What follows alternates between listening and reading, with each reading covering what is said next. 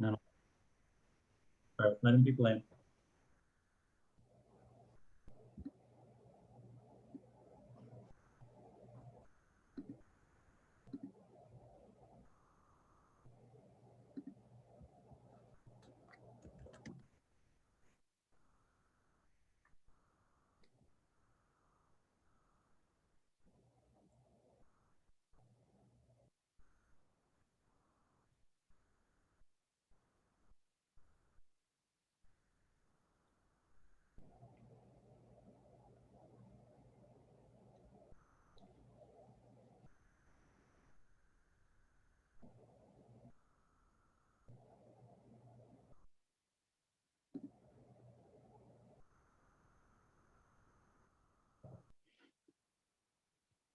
Hello, everybody. Thanks so much for coming. We're just going to give it a minute to allow the numbers to stabilize, and we'll get started.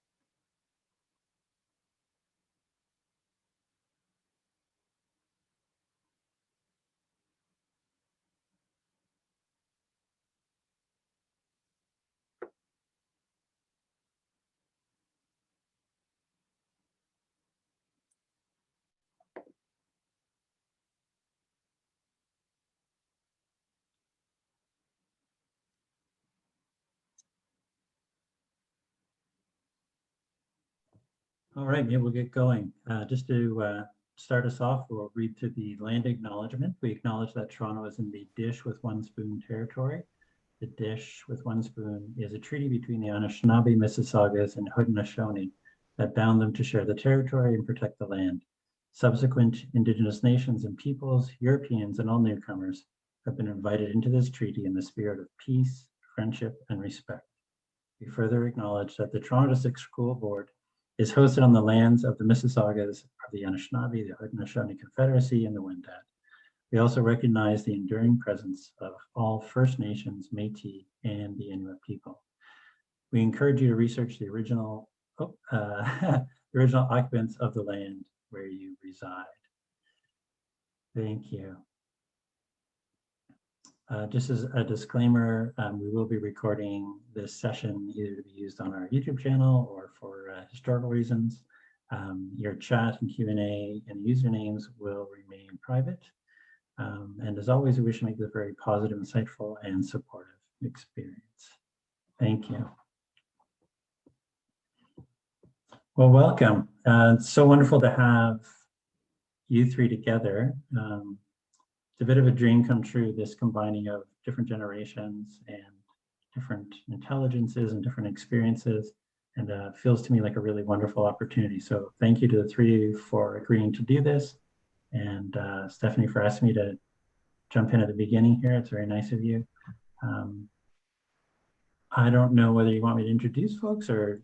I was just going to say, it's such a pleasure to be here as well. And I was thinking, just as you were speaking and even accepting the invitation, that I truly can't believe it's been almost a decade since I've graduated ESA, and that dates me a bit, but at the same time, it's really amazing to see what the program has developed into over those 10 years. And you know, Matt and I worked very close together when I was an ESA student, and it truly, I would not be in Chicago. I'd never even heard of the school that I went to in Chicago at the time, and I wouldn't be where I was in my short art career so far had it not been for ESA and Matt as a teacher. So I'm thrilled to be here, and also to speak with Dessa and Amnna about their work and a bit more about the ESA journey and what life has looked like after school, things that I've learned along the way, and just how personal and subjective the whole experience has been. You know, my experience being one, but also the multitude of ways that I've seen folks that I graduated with or that I graduated from college with approach their paths in different ways. And yeah, I'm really excited. So I guess with that, Amnna and Dessa and I are going to speak today, and I just wanted to give a little bit of an outline of how sort of the conversation is going to go for all of the attendees and people watching at home. And I'll start after that with a little bit of an introduction of, I guess, myself and where life took me after ESA and how things have gone over the last 10 years. So Matt, you're welcome to stay on if you want, but I'm sure that you want to relax and be an attendant instead of participating. Well, and I thank you, but I did just want to say, you know, fundamentally the program relies on the experiences of our current students and our graduates. Mm-hmm. And, Stephanie, you've done so many interesting things for the first time in terms of our family and our community. And I'm very thankful that you have taken the risks you have and you've done all the work that you have. Because I mean, I know personally how many hours a day and how many hours a week you work and the number you take on at one time. I often find it intimidating talking to current students and grads because of how smart they are and how capable they are. But you really added that element of success and adventure, I think, to what my understanding of what possible is. And yeah, it's awesome. It really is. And you've changed my perspective on what we can do as a group of people. So thank you very much. And have a great chat. Okay, we'll have a good talk. Thank you. And Amnna and Dessa, welcome. I'm really thrilled to be speaking with both of you. And we'll get into a little bit of a background of your work, and I'll show images for everyone as you all are talking. Don't feel pressured to talk about every single piece. It's just more of a visual representation of, you know, to give people a sense of what you've made and the concepts that you're engaging with in your work. But a little bit about me first. So my name is Stephanie Cristello. I'm a curator and writer, and when I was at ESA, I had always thought that I was going to be a painter. And I do remember this one very real conversation with Matthew Berry about if I had ever considered being a curator, and that I was maybe a little bit too polished to be a painter, which I took as a horrible insult, but ended up being a wonderful compliment, I learned. And when I was at ESA, I would say my attentions were as focused on visual art as they were in the liberal arts and writing. And that was really, what I didn't realize was possible is that I could get a dual degree for both writing and studio practice. And there was one university in particular that offered a program that I was unaware of before. I'd never even been to Chicago when I applied, but I applied to the School of the Art Institute of Chicago for a dual degree program in studio, as well as, so BFA in studio, but also a Bachelor of Arts in Visual Critical Studies, which I didn't quite know what that meant at the time. I knew that there was a lot of writing and it wasn't a straightforward art history degree. And what it was studying the history of the image and writing the history of images throughout visual culture. I was one of the few students that actually focused on contemporary art within that. But what was beautiful was that in the program, just like at ESA, there were students coming from different artistic backgrounds, different cultural backgrounds that wanted to write about different things, like the visual history of World's Fairs, or, you know, taking sort of social sciences, politics, economic interests. Some were from theater, some were from, you know, whatever the scheme was, everybody was coming to it with a different perspective. And that program really felt like a micro, I felt very comfortable being there because I, through my education at ESA, could really understand what interdisciplinary means. And I think that that's what both Dessa and Amnna have really shown in the growth of their work as students, is that there is, of course, art, but art does not exist in a vacuum. And that was one of the biggest things that I wanted to approach in my research and work when I went to university.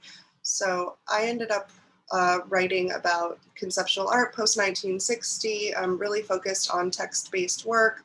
And in the painting department, where I was also, as part of my dual degree, I also focused on this history. So language was always a really big part of my research and my education, and from ESA through the School of the Art Institute onwards. So now I'm a publisher, a writer. I write art criticism, but also critical theory, and I really focus on classics and mythology, but through this lens of art that is of contemporary art post-1960. And I've also, you know, with that track, not become so much of an artist, but a writer that understands artists very well, because I was at one point trying to be one. And I think that that is something that I would never trade, because it ended up being so important to my writing practice, to understand how things are made, but also to understand how artists think, and to try and be a writer that writes for how artists think, and also to be able to curate shows with artists in a way of ease. So I've been very privileged to have a number of positions, and Amnna and Dessa, at any time, you know, you can ask me more specific questions on my roles at museums or at publications or at an art fair where I was a director for a number of time, or a number of years. But I really want the focus of today to be on you. So just know that you can, you know, pipe in at any point, or I'll sort of share my experiences as you're talking. But that's the introduction for me. And I wanted to start by introducing Dessa, and then Amnna will go to you and just give a sort of brief 2 to 3 minute overview of your work, and then I'll have questions for both of you, both individually and together, about how your practices are similar and different in important ways, and we'll go from there. So Dessa, I will pass it off to you, and I'll share images in the background for everybody watching. Okay, great. Yeah, I guess I can just talk about general like themes and whatnot in my work. Yeah, so I kind of have 2 bodies of work, one where I'm mostly known for, which is what you're seeing right now, chlorophyll prints. Yeah, medium is super important to me. I kind of seek out mediums that go through processes and changes that will capture a certain thing I'm trying to convey. But I guess generally what I would say my work is about is it's almost a tool that I use to like look deeper inside of me and break down certain barriers I have for like my identity and things. And then I try to replicate that within a process, whatever process I'm using in art, and use that as a way to better understand myself and then overall heal. My work is very much about healing. So it's very specific to me, and I capture themes of like growing up and loss, and which is what this is about. This is about just generally like the passage of time, and how I'm scared of it and how I have a hard time with it. I also started making work more recently about my Asian identity and what that means to me, which was something I really swept under the rug for a long time. And I was just talking to Amnna about this earlier, how I kind of saw myself as white for my entire life. And in the last year or so, there's been just a huge shift in that, especially with all of the Asian hate going around. So I started to explore what that means to me, which has been really important, and starting to come to terms with that a little bit more. Great. And I just showed the chlorophyll prints series for everyone while you were speaking. Is there another more recent series on the website that you wanted me to click through before? Maybe I have under grandparents, I have some work I did in the winter time about like all of these wonderful mixed Asian people I have in my community that were kind of struggling with a similar thing to me, where I used Polaroid emulsions. So yeah, that was more recent work, and because I can only make the chlorophyll prints during the summertime because I need sun and leaves, I've started working with that again. But yeah, that's my work. Great, thank you. And we'll certainly talk about, one minute, I have to figure out how to stop sharing. We're certainly going to talk about the relationship that you both have to photography too, because I think it's such a fascinating overlap in both of your works and seeing how you deal with it completely differently, and this idea of identity and heritage as well. So Amnna, I will share the screen, but I'll let you introduce yourself as well. Hi, thank you, Stephanie. My name is Amnna Attia, and I explore my Palestinian heritage through Palestinian embroidery, also known as tatlis in Arabic. And this piece actually started after I made my first piece, Heritage, which is the last slide. I realized after thinking a couple months, we had a project. It was called Heritage. And after avoiding the project for a while, because I wasn't entirely connected with my heritage, I wanted to confront my identity and my fear of my identity. And so I attended a workshop at York University, and I learned about the rich history behind tatlis, which is the embroidery. And I realized how much, sorry, can you guys hear me? Okay. Sorry, I'm going into present mode. Is that better? My audio wasn't working that well. No, you're great. I needed technical assistance. Okay. No problem. So I didn't realize how much depth was in Palestinian embroidery. I would always see it around my house, and I would always see it in cultural events, and I would always wear it because it was on dresses and stuff, but I didn't realize what the symbols meant or what they signified. And so every symbol in Palestinian embroidery has regional significance. So for example, this symbol of the star or the moon is for a certain region in Palestine. So this was Bethlehem.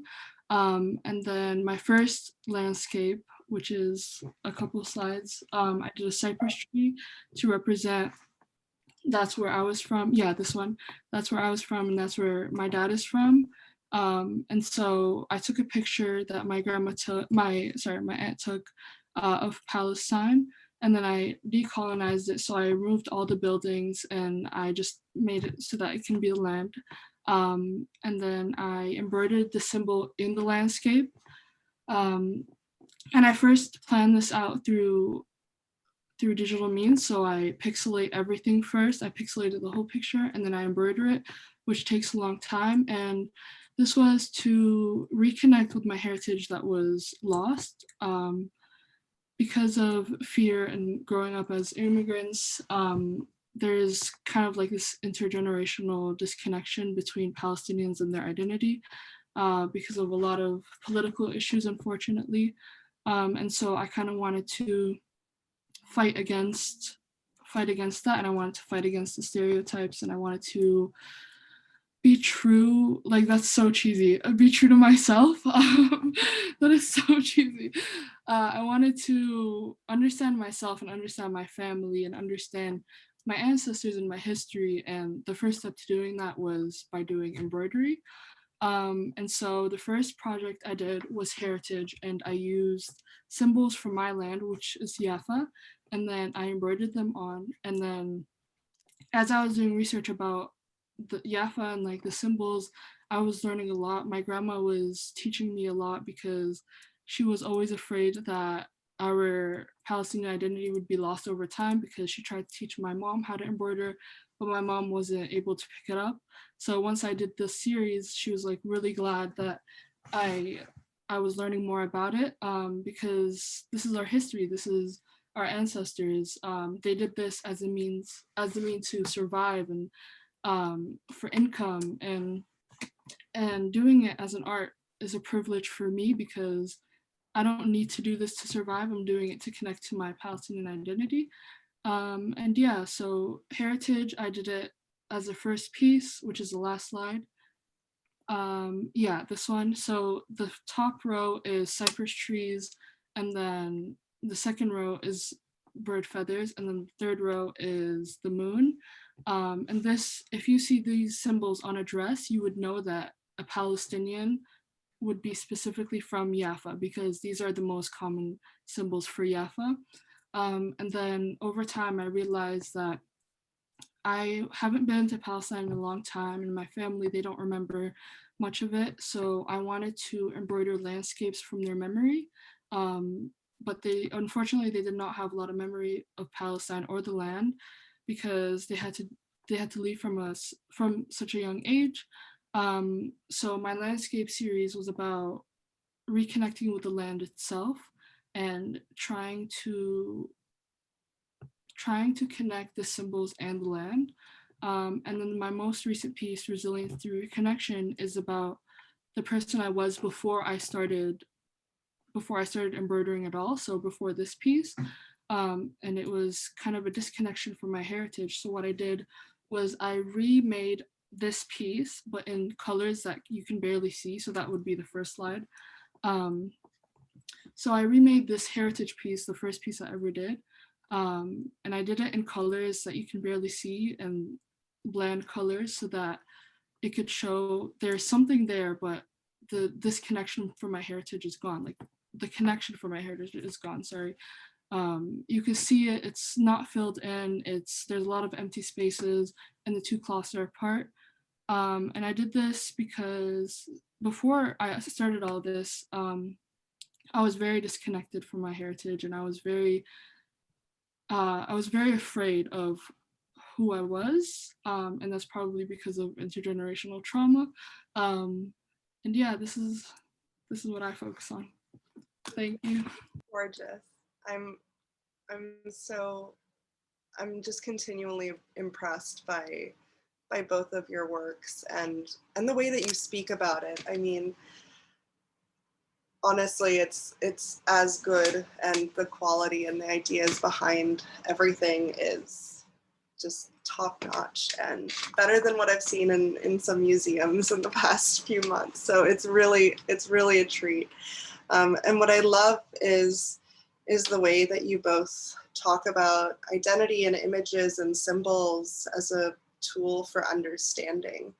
And I wondered if we could dig in a little bit more into that idea of what your relationship is to symbols, or how you sort of research these histories. And maybe we'll start with Dessa, because Amnna, you just really beautifully outlined where these certain images come from in your family line of passing along or disseminating images digitally, and taking this idea of craft, but a craft that couldn't exist really without access to the internet and telecommunication to allow, cross-continental exchange. And Dessa, I wonder if you can speak a bit about, how you came to the certain images that you chose, if they're images of family, how you source your materials, and what sort of research led you to understand how to even make these chlorophyll prints. A bit about the technique and the stories with that. For sure. All the images I use, I started because I started making this work in quarantine. I didn't have a lot of research, and I kind of just decided to try it out. So I started with just like old family photos or photos from my childhood. And then I branched out to images of like other people in my life. And then because I was making work about my fear of losing people and losing time. And then I started making work about my fear of losing things I have now, which were much more like specific. I started like taking my own pictures of some of the more recent ones.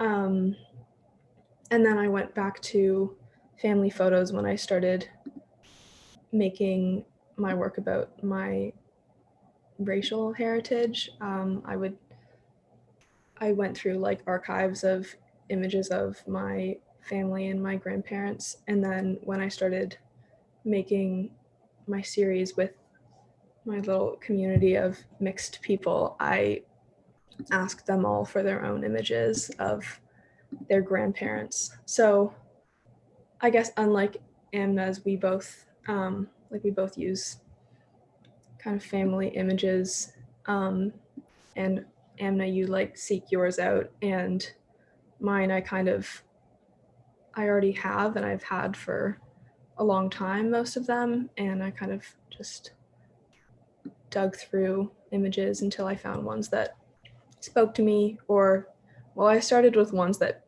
made me really sad, which felt kind of the right way to go. And then as I started having a bit of a better relationship with art, it became ones that made me happy. Yeah. So I have two comments, and the first is that it's so difficult and rare that often the danger of making work that is hyper subjective or about family or about memory is that an audience or a viewer that's not familiar won't be able to access them. And I think that you've both taken the specific transformations of how you translate these images into affect, into even if somebody doesn't know the exact history or the exact source of the images, the actual processes that you're using, whether it's pixelating a photograph into and translating that into an embroidery or this sort of tapestry model, or taking these found photographs and imprinting them on leaves that have fallen. All of the content then is sort of boiled down into these really beautiful metaphors that hold the image. So the actual way that you're presenting the image is equal, if not more important than the story itself. So you can get that through looking and through the process. And I think that one of the important tools for both of you as well I mean, this is such an interesting conversation to have because your works share so much affinity conceptually, but materially they're completely different. Is this idea of assemblage and collage and kind of taking these different symbols and forms and reconfiguring them in, even though they're not necessarily new traditions, new patterns, you're doing them in very different ways than what they are traditionally used for. And I wonder if you can talk a bit about what tradition means for you. And it's a bit of an open-ended question, but I think that both of you are engaging with both craft traditions, family traditions, cultural traditions, maybe where you started in the works, like what got you to these, the final form of the work through tradition. And Amnna, we can start with you. Yeah, for sure. So for me, at least, this embroidery was all over the house. So it was in dresses, it was on the pillows, it was on the welcome home sign, it was everywhere. And I would see it all over my grandma's house as well. And I was always interested in it. And I didn't think that I would be able to do it myself because it was such a complex form of art. And it was like there's symbols and there's patterns and motifs and there's so much history behind it. I didn't think I was capable of doing it myself because I didn't have access to it at all, which is also another aspect of the art. I didn't have access to it until I attended a workshop. And for me, tradition is wearing it every holiday and wearing it every event we have. So like we wear it if somebody gets married, if they're getting engaged, and just seeing this around the house and seeing it in groups and even seeing other people wearing it and being able to identify where they're from the symbols. That's what tradition is for me, seeing other Palestinians being able to connect through their heritage through wearing it and through doing it. And yeah, so I hope that answered your question. But the most exciting part is seeing where you are making your own tradition in that first work that we showed, where the colors are desaturated, the forms are starting to change, they're sort of pulling apart from one another. You're entering a new symbol into a long lineage of this traditional work, which is where I get really excited because I'm like, oh, a new symbol. Yeah. What do you think about that? yeah. Like, do you think that you'll kind of make your own?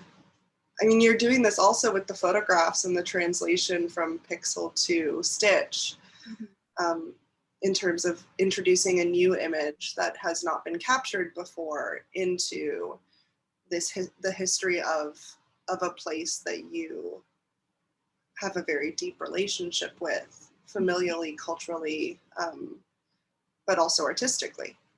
Mm-hmm. Yeah, and unfortunately, I'm very privileged to do this. Like, I say unfortunately because a lot of Palestinians my age, they have no idea about any of this. Like, they don't have access to embroidery or to ancestors who did embroidery because of our tradition being watered down. And what I mean by that is like, since our tradition is being sorry, how do I say this? So for example, a lot of families have been displaced out of Palestine, from the war, and eventually the practice of tatlis has gone. Like it's disappeared from the family because nobody has been able to carry it on. And I feel privileged enough to be able to do it from technology, which my ancestors didn't have access to because they would do it from their head and they would have to do it rapidly because that was their only source of income. And I am able to use technology to do research about this and make art out of it and do it for fun, whereas other people, they never had access to it. And hopefully through my art, I can spread awareness about my heritage and also invite other Palestinians to to think about their heritage and then where they're from, and that we're more than what just the media shows, and that we're more than the war, you know? And I think that there's, also, it's such a complicated relationship to joy and to pleasure, and thinking that art is pleasure, but it's also work. And everything we know about human history, more or less, comes from art. And so, I've tried in my writing and a lot of the curatorial projects that I've done to sort of revise this relationship of art as simply pleasure that we have to feel guilty from, but it's actually a very strong political tool, even if the art is not inherently political, that the fact that you are doing this and reviving this history of craft and of image making within your work also will do things that years from now you would never be able to anticipate. Just even having the visibility of things circulating and preventing them from dying off, despite the oppressive best efforts of another culture, I think are incredibly important. And that is where I would say, don't think of it as just joy, that this is also incredible. Art work is work, and it is incredibly important work. It may not be measured in the same way as society, but it has a much longer ripple and echo than I think any of us can begin to understand. And that's what I admire and respect about both of your practices too. But I guess this is a good time also to talk about politics and current events and things happening. I mean, for both of you, pandemic, when you are in your final years of high school, each of you having family and friends and your whole community affected by two very different but equally as harmful things, actions in the new hateful actions, traumatic incidents. How have you been able to deal with and process this, either through your work or personally? It's a big question, but I'm just seeing the work that you're able to make in the midst of potentially the worst mix of conflict, and it's A, impressive, but B, also feeding into your work that seems to be really pushing it forward. How do you psychologically deal with this? Dessa, maybe we can start with you on this one. Yeah, for sure. It's definitely a big question and something I've thought about a lot. And it was kind of something I didn't really have to think about until the pandemic, which, having to deal with this on top of the pandemic, it wasn't easy. But I think making art has been a super important thing for me to deal with all of this hate going around. And I actually started making work about my heritage and being Chinese before like Asian hate was getting a lot of attention, and before I was really giving it that much attention. It all really started when, Black Lives Matter became like a huge topic of conversation, and then I started thinking about my own race and how kind of uncomfortable I was with where I was in relation to that. And the most important part about... What did that discomfort feel like? Oh, good question. It was a lot of, I think I had really suppressed a lot of my own experiences and like the racism I had experienced, because I was able to, or at least in my head, pass as white because I'm only half. And so all of that coming up kind of felt like, for a second, my world was turned upside down and I didn't know who I was anymore. And it was also in a place where like a lot of stuff was coming up in my life where that was really making me question who I was. And before that, I was in a place where I really thought I knew who I was. So there was a lot of fear and like fear of myself. Or like just the ground falling out from under you and Yeah. the things that you thought you understood. Yeah, I wish I could say it gets easier, but you're constantly learning. Yeah, that's also one thing I've learned, that I'm never really going to be in a place where I know myself completely, which is a little scary. But making work about community, Yeah. like making work actually with other people that were going through the same thing as me was really important. And I think was like the reason why I was able to get through the period where like Asian people were getting hate crimes every day, was because I had kind of created this community of people around me that were experiencing the same feelings and the same disconnect as well, that also kind of had the ground fall out from under them. Like some of my closest friends were going through the same emotions. So in that way, art was kind of the reason why I was able to handle that transition in my life. Yeah, and it seems like almost the image or the vehicle of art becomes the place where you can really interrogate those questions when you're feeling unsure. You know that there's a feeling, and it's sort of the immediate feeling of fear, anger, sadness, but how can I work through those emotions? And it seems like you're really pulling apart the image in order to understand all of the conditions that allowed those emotions to come up in the first place. I'm not sure if you have anything to add to this or want to. Yeah, sure.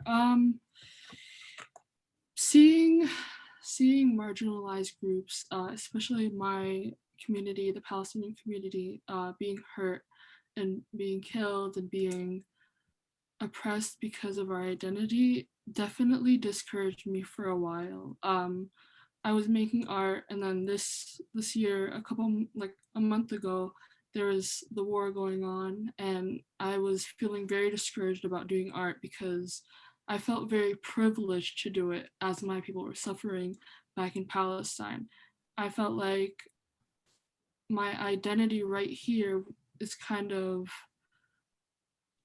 like, for example, like they were over there, they were scared to sleep, whereas here I'm just watching it and I'm making art, and I have the privilege to be here, whereas they're scared for their lives. And I was trying to hold back from doing art because of that feeling of privilege. But then after hearing a lot of people trying to invalidate my identity, my ancestors' identity, I felt the need to resist, and I felt the need to fight back against everybody who was trying to tell us that no, we don't exist, and we are not going to be acknowledged. When I'm trying to do that through my art, I'm trying to resist the invalidation. So I'm trying to validate my work and my people through my art. And I've seen a bunch of people, they've messaged me trying to say that no, your people didn't exist, your identity is not what it is, and that was really discouraging. And then I realized that my people, we need each other more than ever right now, and we can do this through art, and we can do this through tatlis, because that's how our identity is being validated this whole time. So hopefully this summer I have the desire to do workshops so that I could teach people how to do tatlis, so that we could fight against oppression and we could fight against people who are trying to invalidate our identity. And for me, my art has just been my grounding, just connecting with my heritage, connecting with my ancestors, and disconnecting or fighting against the politics and fighting against everybody who's trying to invalidate my identity. Right. And, the perfect answer to erasure, to the threat of erasure, is to introduce more images when they're trying to take them away. And I think that that's so strong. And, like you're saying, also, there is this inevitable feeling of survivor's guilt, of why do I get to do this when others don't? And I think that that is also, it's an incredibly difficult position, but at the same time, it's the exact reason why you have to keep going, because others don't get to. And this is, each of you are sort of carrying these histories and these images into the future with you, saying it will not be erased. I'm going to keep doing it. And actually, rage is a very good motivator when it can be handled, or not handled, that's not the word I want to use, when it can be calibrated and used as a strategy to funnel into things that can enact real change. And that's great. I just wanted to remind everybody that's listening here, I'm going to ask Amnna and Dessa sort of what's next for them in their future, but if anybody has a question, there's a Q&A function while they're answering those, the last prompt, and I will read out any of the Q&As that come to us. So with that, Dessa, what's next for you? You're both graduating. I guess let's hear a little bit about your plans while the audience has a chance to ask any questions. That really has been the question recently.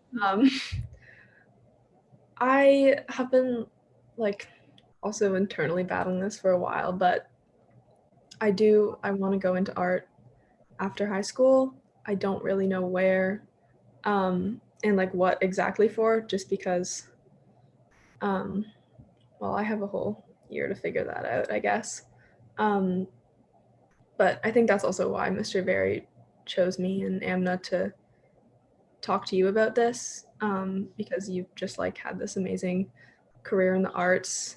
And yes, I want to go into the arts, but I don't know if I want to be an artist. I don't really know what that looks like for me. But I know that art has been... I mean, you both are artists already. These works in galleries immediately. I mean, they're so good. So it's a matter of how you want to use this power for good in the future. Yeah, art's just been a thing that I'm passionate about in a way that I haven't really been passionate about anything else before. And I think it would be really sad for me to let that go. I found that once you're an artist, there's nothing that kind of stops you. You might try and do some other things, but it's a bug that once it's caught, you kind of can't stop. One of my struggles was, well, if I don't have an upcoming deadline or a writing assignment for me every other day, will I ever write again? And it turns out the answer is yes. It's just something that is unavoidable.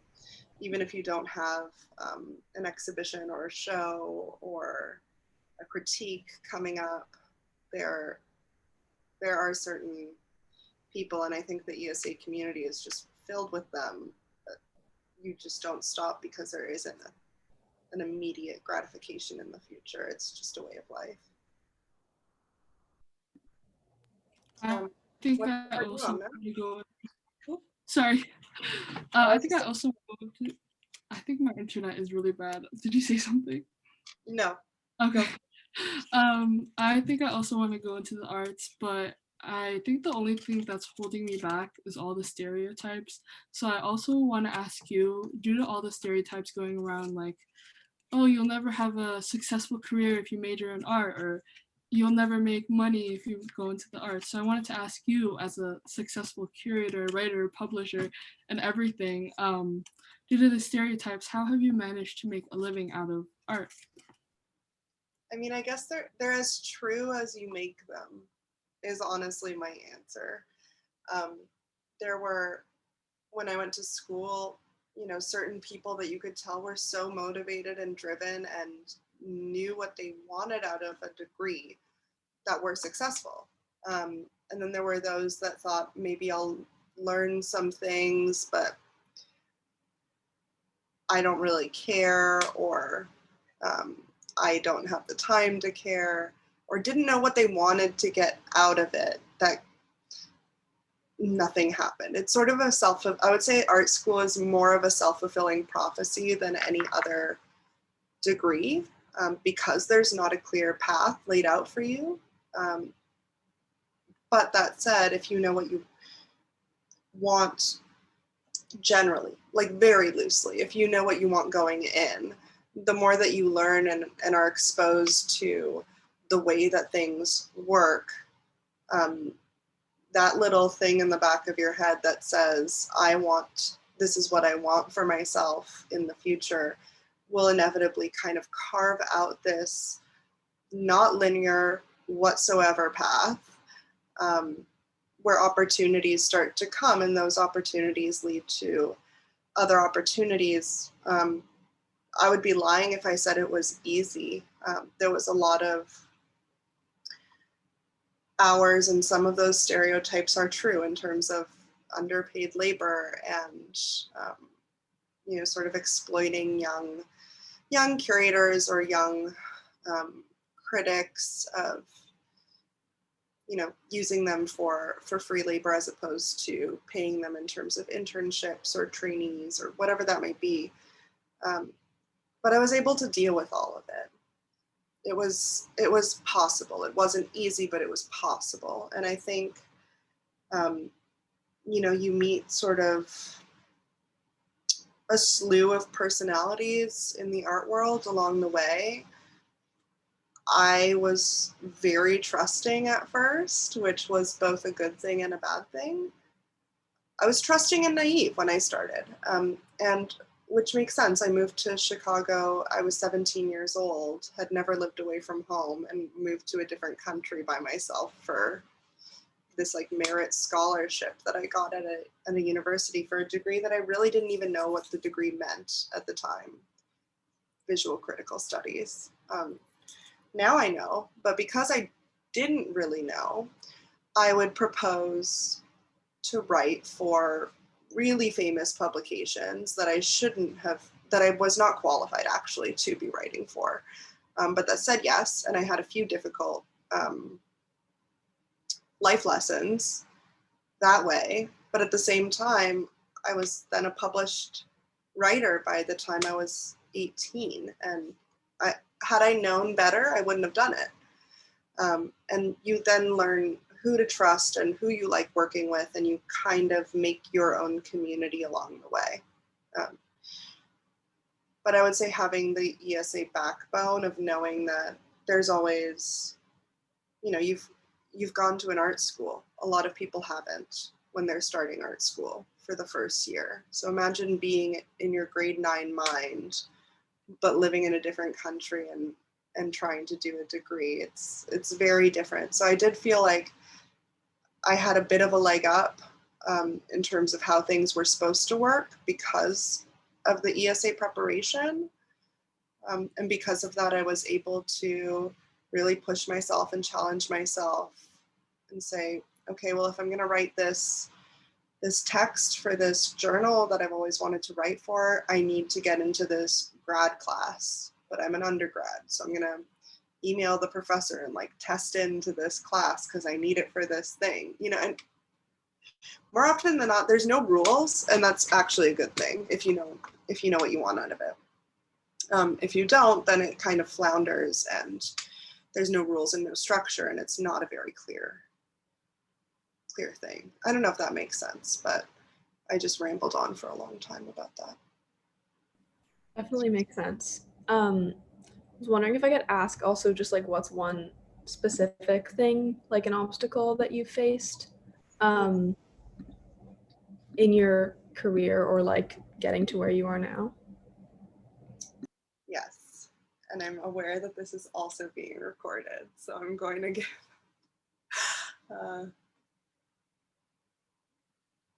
I've got two. So the first one is that my first job out of school, well, the first like major hurdle that I had to come over upon graduating university was, oh, we can cut this part out? All right, great. I had to get a visa, and which means you need a sponsor. And so that was an incredibly stressful time of who's going to hire me with a bounty over my head. That's, you know, it costs 10 grand to get a visa. The company has to pay for it. I'm also fresh out of undergrad. I don't have an MFA nor a PhD, and that's usually what you need in order to qualify for museum and institution jobs. So I didn't get a job at a museum or an institution. I got a job at the art fair, which was actually the best thing I could have done. I started as the lowest of the low, like a programming intern that I got for credit. And 10 years ago, I want to say that things have changed a lot. They haven't really, but things have changed in the sense that when I started, it was an incredible boys club, to the point where Me Too was not even part of the conversation.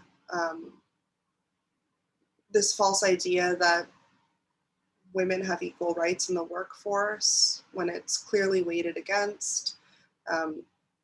That, of course, is intersectional in itself for women of color in the workforce. And it was just a minefield that I didn't quite know I was entering into when I accepted the position. And there were difficulties of negotiating salaries and being told that your time isn't worth as much, and that you don't have a family, so therefore you should have more time. But then if you have children, then women are paid less. It was just, you know, a terrible double-edged sword, double standard in every way.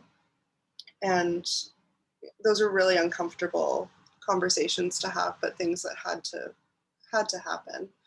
And, you know, I would have anxiety for 3 days before a meeting where I knew I was going to have to negotiate something, and kind of, you know, pump yourself up and make sure that you're not saying or twiddling with your hands, and like really using some supreme acting skills to deliver something that you look tough with.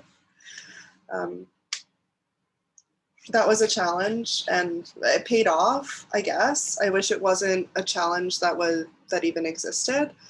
I think one of the things that I'm proudest of was that I was able to create space and hire people that could work with me as a direct boss after 5 or 6 years of working my way up from the bottom to becoming a boss. I was the artistic director of the art fair for 10 years, that they didn't have to go through the same thing that I did, that it was more fair. And when you were working with me, we were working in a certain way, and it's flexible and understanding, you know, but also the work needed to be good. And as long as you met the deadline, you can do whatever you want. I don't care. You know, that kind of thing. And also opening the door for people to have their first job and without a resume, which is such a privileged thing in the art world. And a lot of people know about this, and it's very popular on social media too, that really the art world is largely for the 1%, that, you know, if your parents are on the board of a museum, then you get an internship at that museum. I applied for internships every single year, and every single year got rejected. And 10 years later, those people were working for me. You know, like, it was a very formative, but also tough experience. but just didn't give up. I don't know, I was really stubborn. I just did not give up. And I don't know if it was good for my mental health or if it was good for my physical health, but I just simply would not take no for an answer when I knew I wanted something. Even if the rejection came a few times, I kept going, and the other opportunities came instead, and I took those, or I sought them out. And now I wouldn't say that I don't have to worry about it, but I have established myself to a certain degree in the international art world that if I need, I don't have to beg anymore, and that's really nice, but I wish it wasn't like that. I wanted to touch back to like women in the art field and how you just mentioned you gave opportunities to people who didn't have resumes. I wanted to ask, do you feel that the art or museum industry, or both, is lacking representation from a certain marginalized group? 100%, yes. What do you not only in the staff, you know, it all comes down, in the end, it comes down to the staff, but it's also like, look at their collections.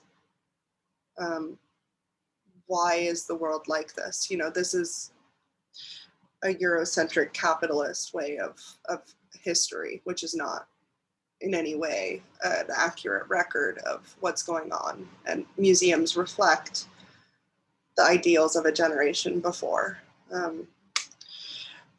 I think it's grossly underrepresented. I think that the model itself needs to be redefined. I don't know if dismantling from the interior is the best way, as opposed to coming up with new alternative models for what an institution even means.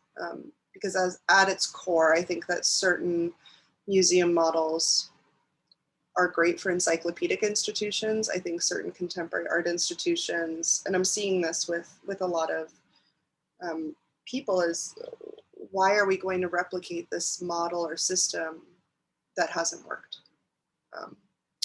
So not to throw out the baby with the bathwater, but there are really structural problems with how a board chooses a director, and the boards are the ones that put up the money and therefore have the control over what gets collected and what gets shown, because they're the ones that hire the curators. You know, so like, how do we redefine what that system is? I don't think anybody's done it super successfully yet, but I know it's a shift that I hope to see in the next 5 to 10 years, because I know that there are people that are completely fed up and are putting the best way, you know, be the change. That's going to be my corny line, truly. If you want to see something, you have to do it more often than not, and then you'll find your collaborators along the way. Like when I started The Scene, which was a journal that I edited for 10 years, there hadn't been like a single female publisher of a contemporary art journal.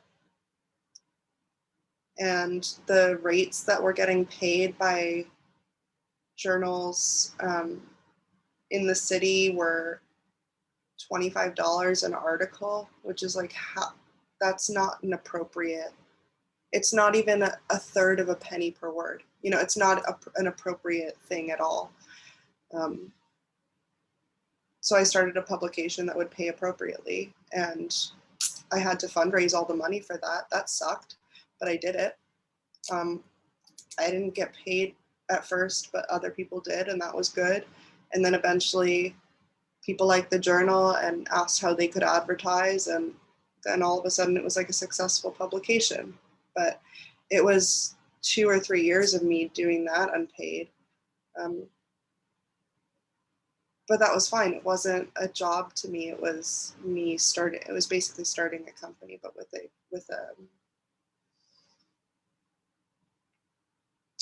I didn't actually start the company. But I started the thing. The LLC belonged to somebody else, so they took the risk. If the whole thing folded, I wasn't going to get bankrupted or put into debt. But that was another deal that I had to negotiate. You know, it wasn't easy, but the thing happened, and it was possible. And I guess all publishing works like this too. You know, you get a publishing deal, but nobody from the publishing house puts up money. It's these external grants and sponsors, but I'm glad that I waited until now to publish my first books, because you truly do need to go through a cycle in order to do things properly, I think.